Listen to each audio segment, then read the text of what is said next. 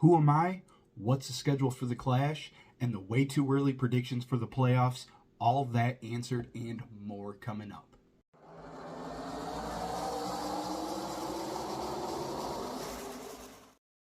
Welcome everyone. I'm Luke and this is Checkin Up.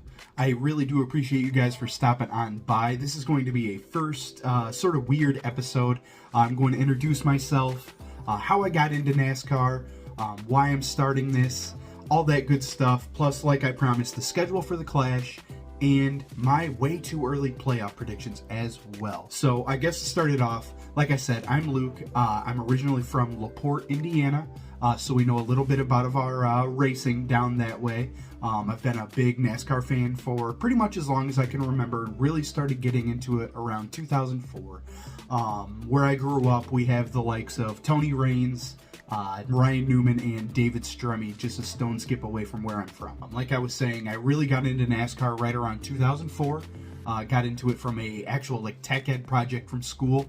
We were to draw a name from a hat that were all NASCAR drivers and do a biography on it. It was our one written project a year for our technical education class, and I just so happened to get Matt Kenseth.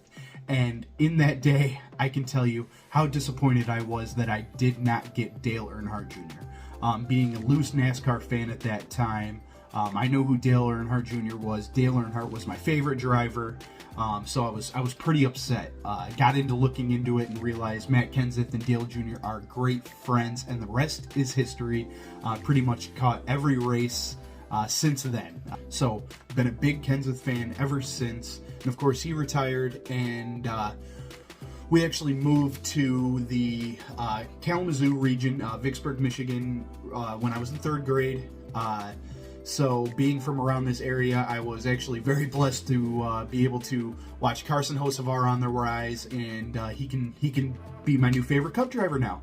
It's really great. It's been sort of weird. I followed Hendrick since Kenseth has left. Been a Kyle Larson fan, Chase Elliott fan, all that kind of stuff.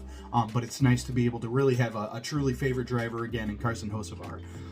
But enough about me. So what you can expect is at least 2 videos a week. First video being a Monday, Tuesday, talking about the previous race, opinions on it, what we think might be happening here in the next coming race. Friday is going to end up being like a see what happened during the week, news type stuff, opinion pieces, and of course the race coming on up. So I hope you guys stick around and enjoy what I have to offer. As to what the schedule for the Clash looks like, it does look like the Mexico Series is going to be here. That is very exciting. I really cannot wait to watch that race on Sunday. It will be my first ever Mexico Series race watched, so I'm really excited to see what's going on with that. Practice 1 and 2 will run from about 1:15 to 4:30, then qualifying for that race for Sunday. And then we have our heat races starting at 8:30 going to about 9:15. So you got the 4 heat races Saturday. Fans, from what I hear, are able to go into the Coliseum and watch those absolutely free. So if you are out in the California area, don't really know much about NASCAR, you really enjoy NASCAR, just a little bit of tidbit there. Maybe you can go see your first race or go enjoy some racing if you've already seen it happen. Sunday, the Mexico Series is slated to start at 4:30. The last chance qualifier for the Clash is at 6:30, and then the actual Clash starts at 8. I'm super excited to see what happens. Martin Truex Jr. is the defending champion of this race. I'm hoping to see my boy Carson Hocevar make a good showing and make the race, see what happens. What are your guys' opinions? Who do you guys want to win?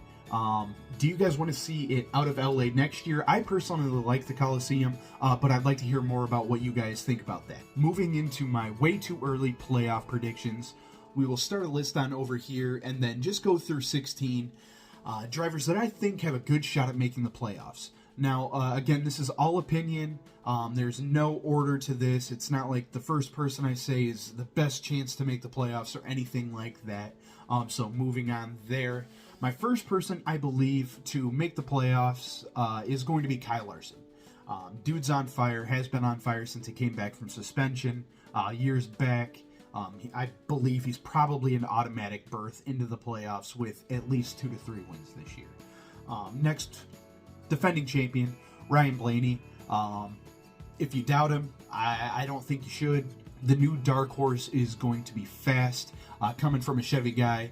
I really do truly believe that the new bodies coming out this year with the Dark Horse and the new Camry, I really do think that they're going to put down some speed, and Blaney will be into the playoffs with probably 1 to 2 wins this year as well. Moving on to a Toyota team, Hamlin's going to make the playoffs. Like I said, another sure bet almost. He's probably going to rack off 2 to 3 wins. What he does in the playoffs is a completely different story. But I do believe, as our third driver, Hamlin is going to make the playoffs. Fourth, his teammate Christopher Bell. Been on fire the last 2 years. Last year was a great breakout season for him as far as what he has to offer. He's had the glimpses in the past, some good seasons where he's racked off multiple wins. I really do believe Christopher Bell locks himself into the playoffs early with multiple wins. If I had to take a stab at it, we're going to go with 3 to 4 wins. Next up, we've got Tyler Reddick. After showing last year with his new team of 2311, getting those couple wins right off the rip there, I do believe that 2311 is in for another breakout season. Bubba Wallace is going to be right there with him, so you can count that as 5 and 6 if you do will. Bubba Wallace and Tyler Reddick both make the playoffs. Bubba with maybe a multiple win season here, at least one, and I think Reddick is in store for a 2 to 3 win season if possible. Next up, we're going to have our Chastain and Suarez. We'll talk about Suarez with his down year and his no wins. I really do believe they're going to be on the bounce back, but Trackhouse, I don't believe is going to let Suarez run like he did 2 years in a row. As far as Chastain goes, I think we all agree that he's probably going to rack off another couple wins this season. Shane Van Gisbergen is going to be coming in. It's going to create a little bit of friendly competition. No one wants to lose to the Australian supercar guy like they did last year in Chicago. Next up, we have Joey Logano.